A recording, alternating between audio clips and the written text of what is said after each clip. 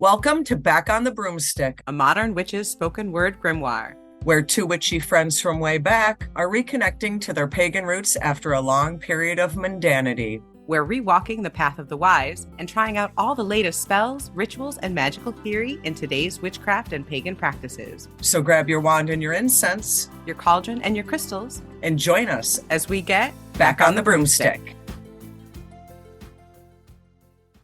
Hi, and welcome to Back on the Broomstick. On this episode, we'll be talking all things Litha, the summer solstice.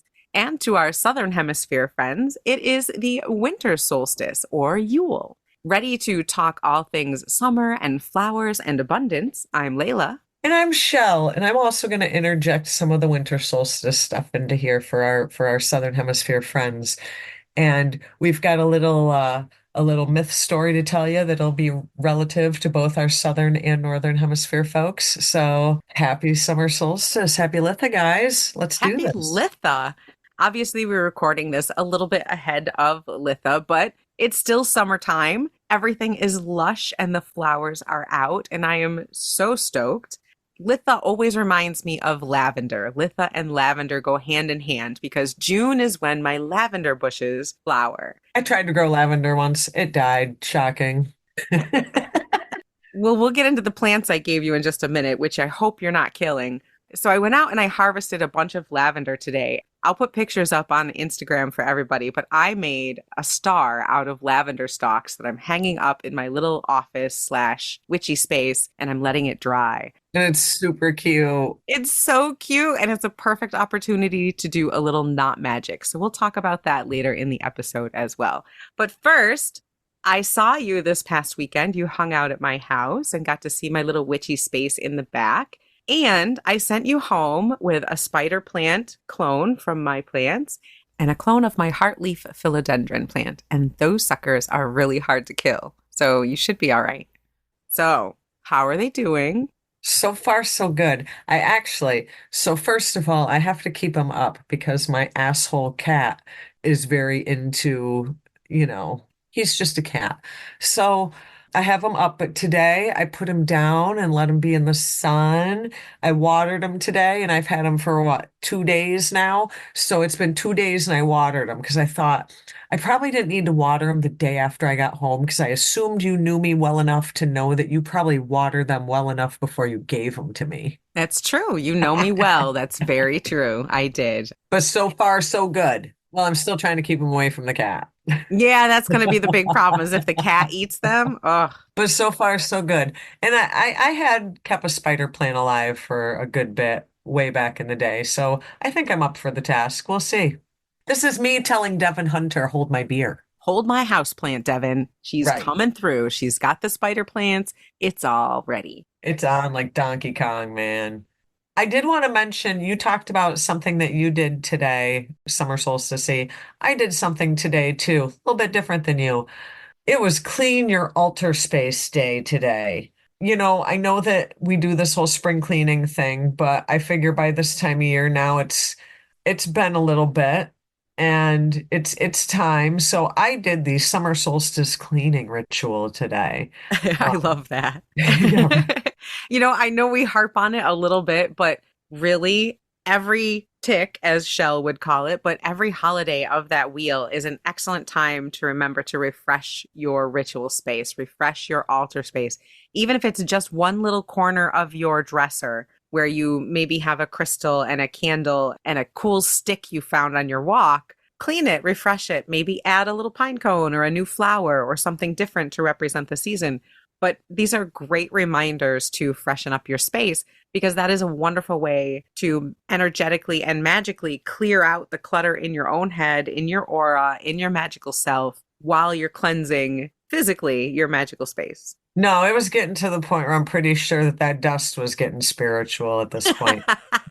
Yeah, I told you, scrape it up and put it in your black salt, man. And then Right? It's not dust on my windowsill. Those are magical wards. That's really what it is. Right, right. Yeah. Yeah. Magic dust. Magic dust. That's right. Got the good stuff here. So I wanted to kind of get into some people call it a legend, some people call it a myth, call it what you will, the story of the Oak King and the Holly King.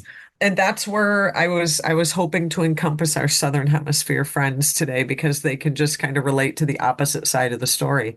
So you want to delve into this Oak King, Holly King? Who are they? What do they mean? Why are they fighting? Let's talk about this.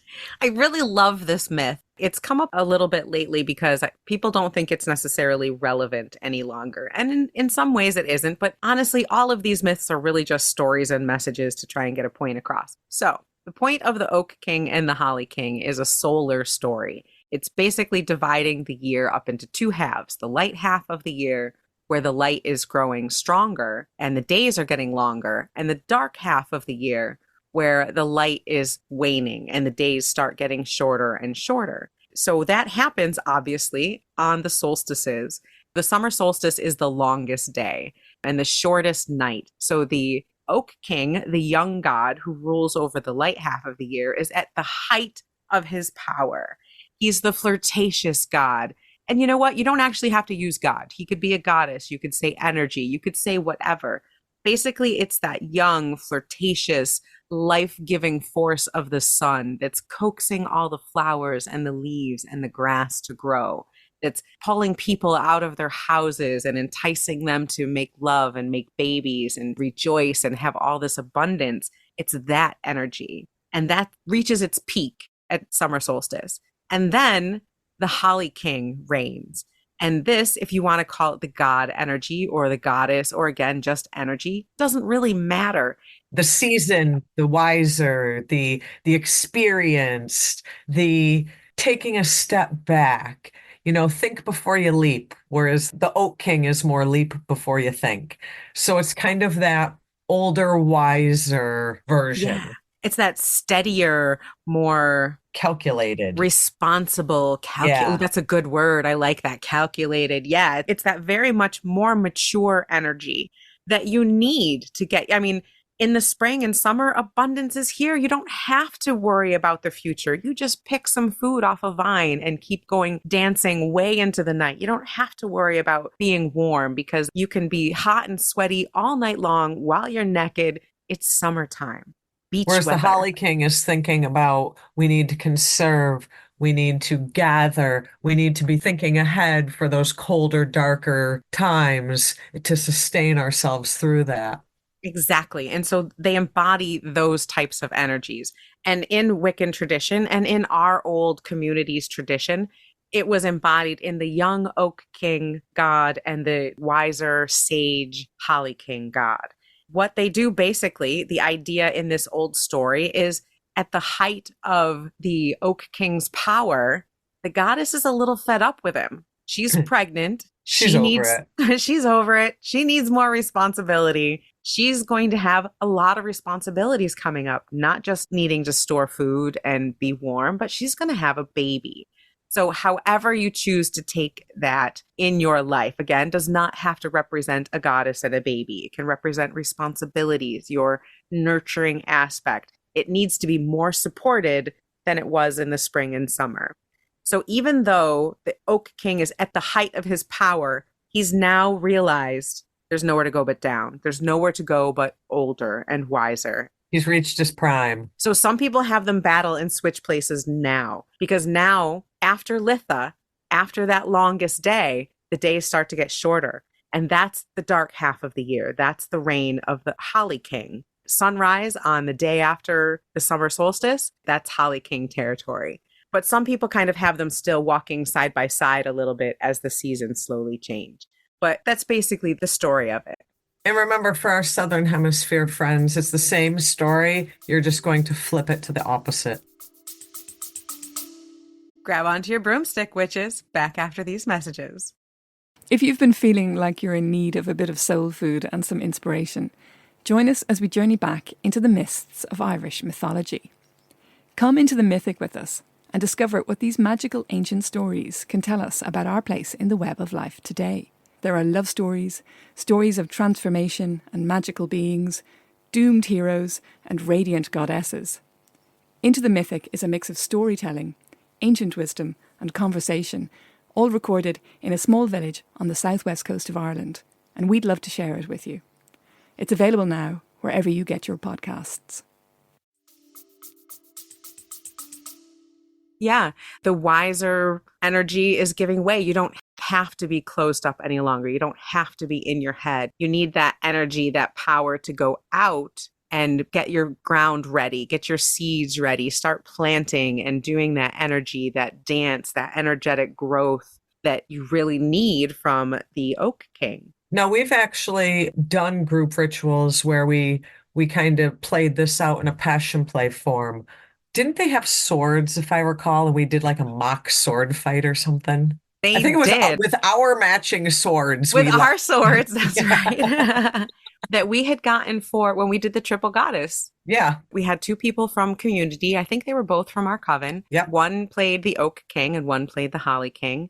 And then we had another coven mate played the pregnant goddess. I played Queen Mab of the Fae that was narrating the passion play. They came in with swords and did a whole actual sword fight in the middle of the circle, which was really cool. Some people didn't appreciate it because they didn't like the idea of violence being brought in, but I liked that we had them fight with swords, but it seemed more like a dance. And Yeah, at the it definitely end, was. yeah. And at the end, even though there was a quote unquote defeat, we still had them working together and walk off together because they're two sides of the same person. Just like all this idea of triple goddess or triple god or whatever, they're all different aspects of the same person. So we talk about Oak King and Holly King. They're the same god. They're just different aspects of the same deity. And I think what's important is even if you don't like the myth of the Oak King and Holly King and don't like that Wiccan take on it, I think it's still important to notice that it's almost like handoff season. Think of it as handoff season. You know, you're going from footloose and fancy free to you kind of got to pull it in, make things a little tighter. You know, kind of like summer for kids in school, you know, you're doing whatever, whenever, and then you get to that point where it's time to start getting ready to get back to school, get back to responsibility, get back to routine. So it really does signify just kind of a shift, if nothing else. If the myth part ain't your bag, recognize the shift going from that light half to that dark half, or vice versa. I really love the dance of the seasons. I am so fucking into the whole cycle thing. The bigger cycles of the year, the solar cycle of the sun god, the oak king, holly king, the lunar cycle of the goddess changing every month. There's so much wisdom to be found in that I can apply in my own life that makes it feel so much more magical. To know that, like you said, it's a shift, it's that handoff. Litha is the height of summer. Things are so beautiful and abundant. I cannot get enough of being outside right now and all the farmers markets and the flowers and my own ability to work in the land and go camping. I know that I've got a little bit more time for that, but this is also that clue that it's not going to last forever. You know, summer's here just for right now and enjoy it, but pretty soon you're going to have to start preparing for the cold. Now that kind of segues me into the next point I wanted to talk about in regards to Litha, and that is the holiday that never was. This is like the most unattended, at least in our local community, it was I the know most exactly what you're talking the about. most unattended ritual of the year. And it's not that people didn't like Litha and didn't want to celebrate it, but because it's kind of that footloose and fancy free and in abundance and that warmth, that summer, you know, you only got so much time. People are making lots of plans. There's lots going on. It's festival season. Oh, So yeah. this is almost like the forgotten ritual. Yeah, it really was. Everyone was off in their own directions, going You to get like different states. 300 people for Beltane and like 21 people for Litha.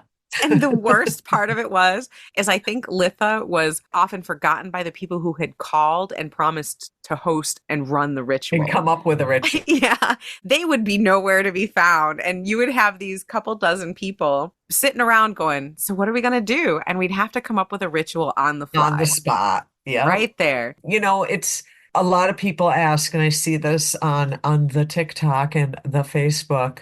How do you do that? Well, what do you do if you're in the middle of the woods and you don't have books with you and you don't have this and that with you to figure out something? Right. And you didn't plan on running a ritual. And you come up with that shit on the fly. Yeah, and you didn't plan on running a ritual. So let's talk real quick about what do you do when you show up and there's nothing planned? I like your star made out of lavender idea because this was also a time when, we talked about this with Beltane as well, but when we were sitting there waiting for someone to show up with an idea before we decided to, take matters into our own hands and do it, we would do things like make flower crowns and even just walk in the creek or do a sweat lodge, Look at the fireflies at night. just all those things that are soaking up the outdoors because at least in upstate New York, you only got a couple months to do that. Where it's wonderful. Yeah, right. So, sometimes it was just taking it all in and enjoying the fact that you have this longest day to honor that day. Yeah, and I didn't really think of it that way, but looking back at some of those lost rituals where we're sitting in that long grass with the wildflowers all over the place, listening to the insects and the birds and the creek running. The night before, we had all just sat around a little fire in the warmth and watched all the fireflies and the stars come out. That's celebrating Litha right there. Right. It's the Right. community, the friendship, the enjoying the slow pace and the gorgeousness that's all around us right now. So, that being said, what do you really actually fucking do if you need to do a ritual right now because the people dropped out that were supposed to run it? What do you do? Pull that shit out of your ass. That's what you do. That's exactly what you do. So I would say that's where we would fall back on tried and true. In this community, there weren't a lot of people who would have said they were Wiccan, But it but was very Wiccan based. it was a lot of the structures were what I would consider kind of Wiccan, but they're basic magical structures. So we would fall back on a tried and true structure. In this community, we always cast a circle. We always called air for east, fire for south, water for west, and earth for north.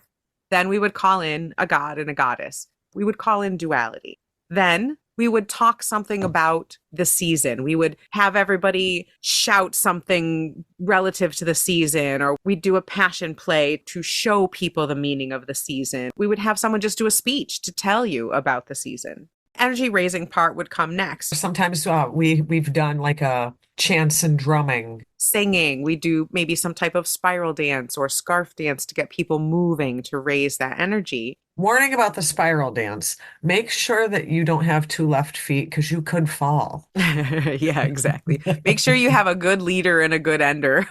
Right? That stuff gets confusing, man. It does. It does. But even if it doesn't go well, you can still use it to raise energy. So you'd raise the energy, then you would need someone to direct that energy to a purpose. Then we'd ground the energy and close everything up. That was the basic ritual format.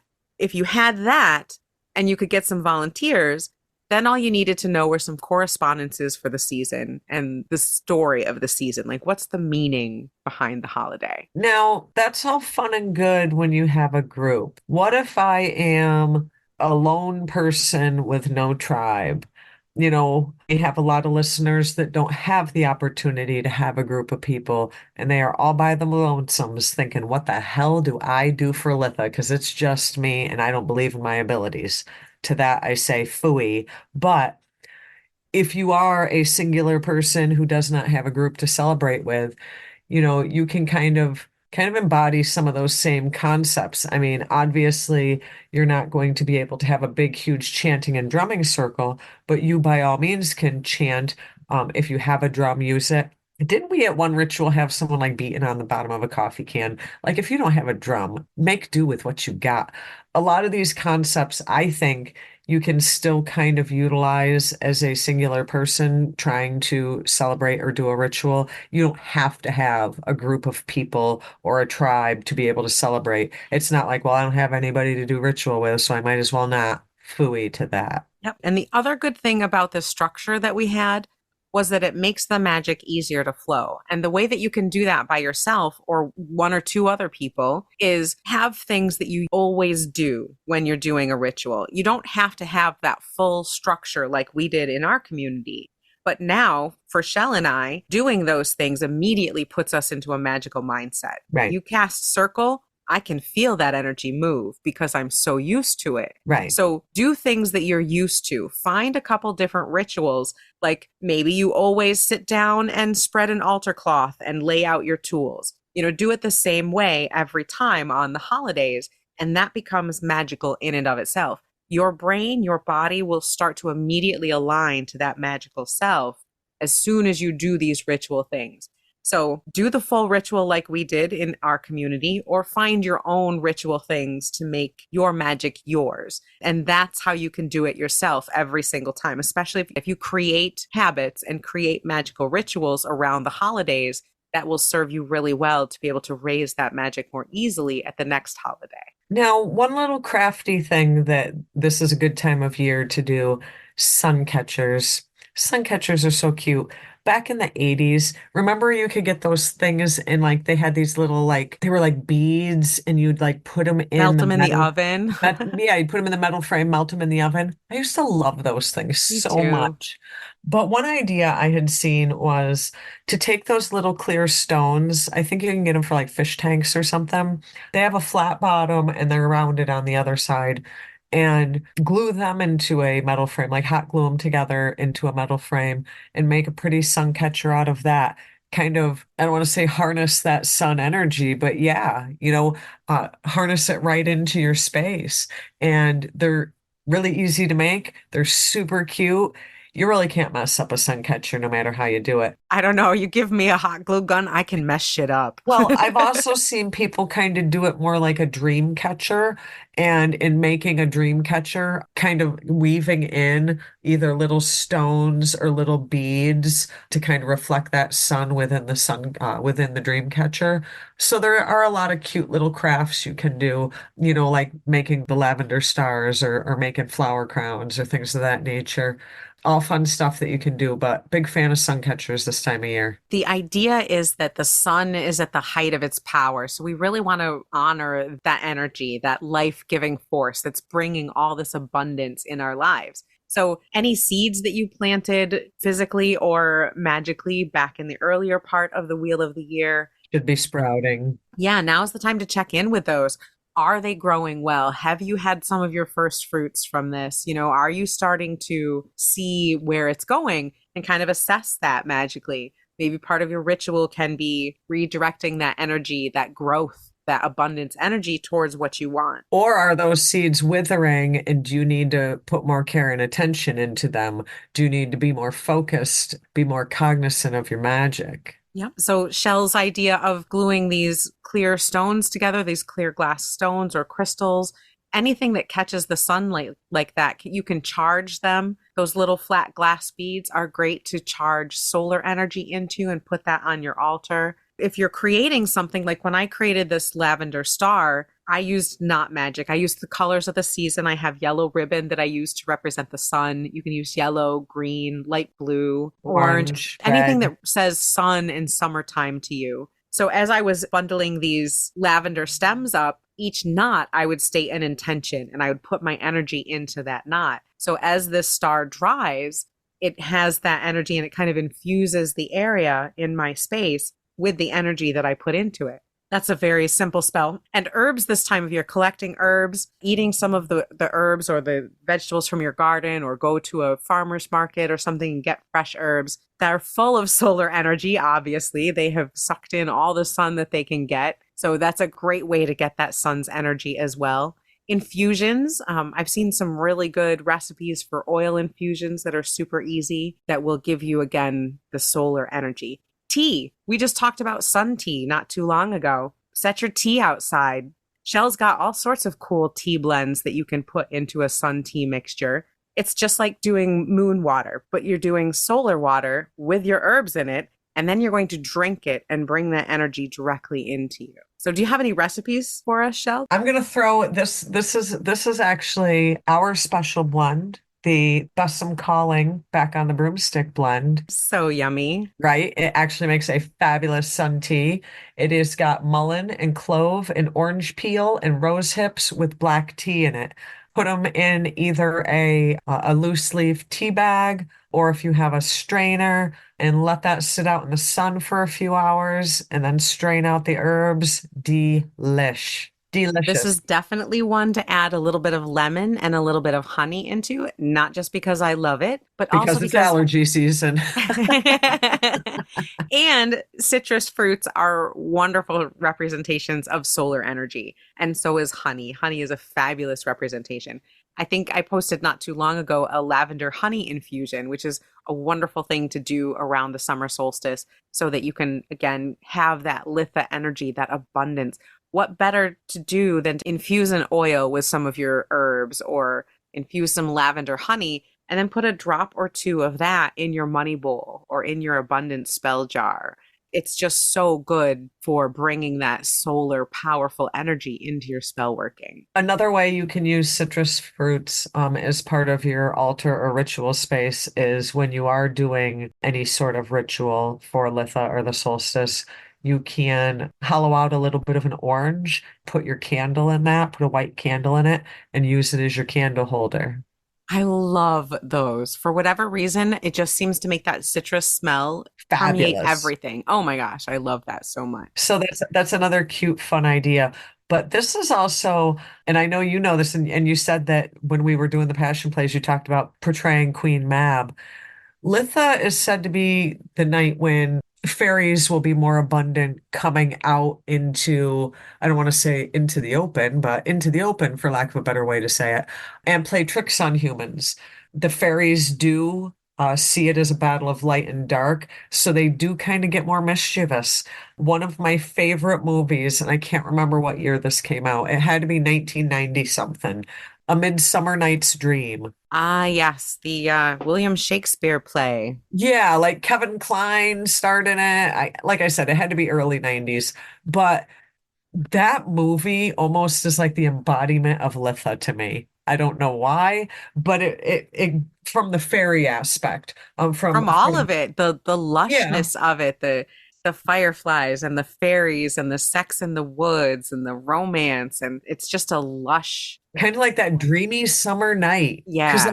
Because I mean, all the times we went camping for ritual for Litha, that's kind of what it reminds me of, a dreamy summer night. Just like when we were talking about coming into these Lithas, these lost holidays, that really embodies Litha to me. The long grass, the fireflies, the laughter heard in the darkness next to a campfire, Falling asleep to crickets. falling asleep to crickets with the creek babbling right next to you, drumming off in the distance. That kind of soft summer warm abundance is really Litha. that's Litha. That's Yeah. Litha. If all we did was get together, have a feast, have a little fire, and hang out, And camp in the woods, that would be Litha. that would have been ritual enough. Yeah, that's magic enough. So if you just are able to have a barbecue with your besties, with your family, with anybody, that is a beautiful way to celebrate Litha.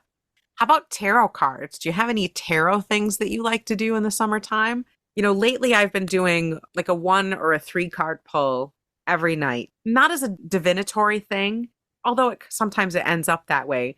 It's more of a meditation, like an exercise of me with the cards. Why don't I do 2 cards? It's always 1 or 3. What's up with that? Because you're weird. Yeah, I guess so. But I'm thinking about I kind of want to change it up. I don't know if it's because of the season or what, but I'm feeling like I want to do something a little different. I might want to start doing very small layouts, like not just 1 or 3 cards, but Spread. An like a small actual spread. spread. Yeah, yeah, and do something like that instead. Do you have any small spreads that you like that you could recommend? Actually, you want to be outside and you want to be enjoying the energy of the sun. Hmm. So I would tend to do spreads more not at this time of year. Just keep it to the one, like not even the three. Just do the 1 card and just go. 1 to 3, 3 card spread limit at this time of year. Okay, so you're saying to keep the card pulls simple and get outside and enjoy the season. I get it. I totally agree. So, if you don't particularly like doing a full spread this time of year, what about choosing a card deliberately and with intention? Something that represents the season. Like, if you're going to save time and just pull 1 card to meditate on, which card would you use? What would you pick for Litha or the summer solstice? And you can't say the sun card because that's way too obvious. But if you like darker decks, that doesn't mean you can't utilize those darker decks during this time of year. Your sun card might be morbid as hell, but that's okay. That is okay. Let's see. Other cards I would probably like the Empress. That would be a good card for now. Fertility, abundance, it's the pregnant goddess she looks like sometimes. I think the world is always good for Sabbats and holidays. The world is relevant, in my opinion, on all eight Sabbats. So that's kind of a good card to meditate with, no matter if it's Litha or what. I would say I like the cups, the suit of cups for this time of year. Because it is kind of that lovey, emotional, Yeah. taking it all in, absorbing. I like the nine of cups for this because it's not quite that full abundance of, family and everything, but it's getting there. And it's kind of like wishes come true. Maybe it should be a four-card spread instead Ooh, talk to to go me. with it Tell me about the four. because of the cross-quarter thing. So if you look at the cross-quarter thing, almost like an X, there's four spots. So you're saying take the solstices and the equinoxes as each part of this circle. And so Correct. you're saying that because there's four of those, place four cards because we're in one of them. We're in a Correct. solstice. Okay. Correct. See, Okay. folks, this is how spreads get born. So what is each card representative of that notch on the wheel of the winter solstice, summer solstice, spring equinox, fall equinox? So if you're here at Litha, then you would go back and say, what seeds did I plant at the equinox? Where am I at with them now? What do I need to do to get to the next equinox to then come to fulfillment at the next solstice? Do you see what I'm saying? I like it. I love Like it. a round robin thing. Like, what have I done? Where am I at? What is my next steps? And then what do I have to do to complete? You know what I'm saying? I do. And I'm going to say add a fifth card in the center. That's the you. That's the where am I at like right this second or who am I? Who am I in this wheel? Like a significator card. Like a significator, but let it be random. So let that card be random. Either place that card first and then place the other four or place that card last. Or what I've also done if I'm shuffling and one card like jumps out of the deck, then that usually will be my significator. Make that the significator. So Yeah, don't have it be a significator you choose ahead of time. Let the right. cards decide what your significator is going to be. And that will be who do you need to be to get through this cycle? Because if you look at it based on the calendar year, it would be that whole, what are the seeds I planted at Ostara versus where am I at Litha? Where am I going to be at Mabon? And then how do I cap it all off at Yule? I love this. So it's the five card solar spread, five card quarters of the year spread. I don't know. We'll We'll have to think workshop about that. that. We'll We'll think have about to, that. We'll yeah, work on yeah, we'll have to work on that. it. But I like that idea though, kind of to hit those solstices and equinoxes as touching points on where you're at with the seeds you planted.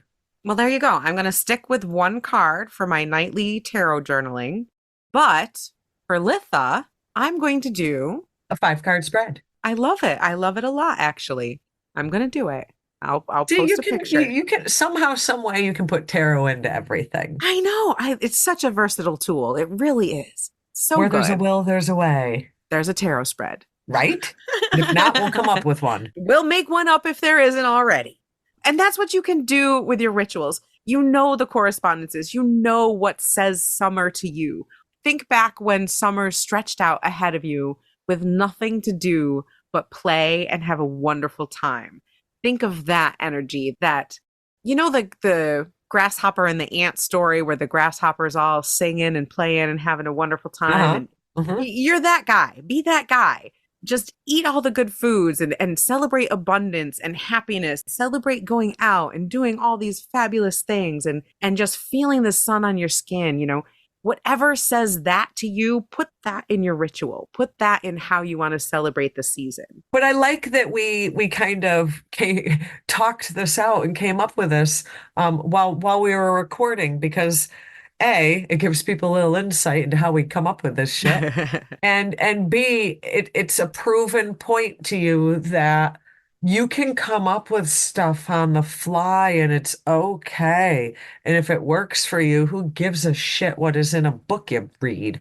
This is a classic example of Layla and I taking 2 minutes talking something out, and the next thing you know, we've come up with something fabulous. You too can do the same thing. So it's not about necessarily what you're seeing online and stuff. It's what feels right to you. What energies and what direction do you want to go with and work with at that particular time? Get the basics down about the solstice and Litha, sun energy and, kind of that changing of the guard thing, and then mold it into what works for you and what's meaningful for you. And I'm going to take that one step further and say not only what's meaningful to you, but what fits in the area that you're in. True. Like right now, I'm living in North Central PA and I'm surrounded by farms and lushness and life And pollen. and Lots of pollen. pollen. So I'm celebrating the abundance of farm stands and food and getting my toes in the dirt and harvesting lavender out of my garden. Looks different for Chelle. Yep. Chelle is on the coast. She's by the ocean. The weather can change in a heartbeat. She's in the middle of downtown Salem. But it's also hot beach season. sidewalks. Right. It's hot sidewalks and being in the city, but it's also being at the beach in the breeze and with the water. That looks different from where I'm at. Right, When I right. lived in Southern California, it was brown and it was sand and it was the glory of Joshua Tree and the amazingness of life in this heat. So celebrate summer how it looks where you're at.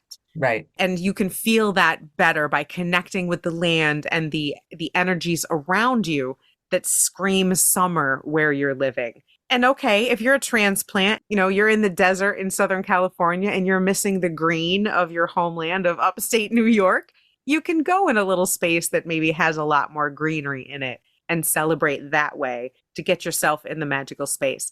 But if you can connect with your local area, that's going to take your magic to the next level and it's going to make you feel that much more connected to it. Absolutely. So get connected with your local area, get connected with yourself, make yourself some tea, Go to a farmer's market. celebrate abundance. Camp if you can. Oh, we need to go camping, Chelle. We do. I miss it so much. 'Tis the season. This is the season. I'm looking forward to it. So we are going to actually be at a few different things. We will be in New York City, July 6th for Witches New York Fest. City. Yeah, for Witches Fest USA. We are both presenting there, which is going to be a great time. Check them out online. I am going to be at Brushwood Folklore Center for both their Sankofa and Sirius Rising festivals, doing presentations both weeks. And then we're going to come back together and we will be in central New York in the Syracuse area in September, mid-September, for the Central New York Pagan Pride Day. So we have some upcoming in-person sightings. We want to see you if you can make your way. I feel like the three things we just said are all in New York State, but here we are. If you can come and see us live and in person, July 6th, Layla and I will both be in New York City for Witch Fest. Be there. And what are the dates that you're going to be at the Brushwood Folk? I will be at Brushwood Folklore Center for Sankofa, which is July 17th through the 21st, and then Sirius Rising, which is July 22nd through the 28th. And in our workshop presentation at the Central New York Pagan Pride Day, that will be on September 21st. So if you are in the area, we would love to see you. Definitely, if you do come to any of these events, tell us, say hey. We want to see listener sightings. We want to say hey to you in person. So definitely say hi if you do happen to come. We will see you there, hopefully. I hope you're all enjoying your abundant, wonderful Litha and having a phenomenal summer or, winter if you're in the Southern Hemisphere. Happy Yule, although I'm glad it's you and not me. Right? Thank you all so much. We will see you next week for Back on the Broomstick. Stay wise, stay wicked. Happy Litha, everybody. Keep it witchy.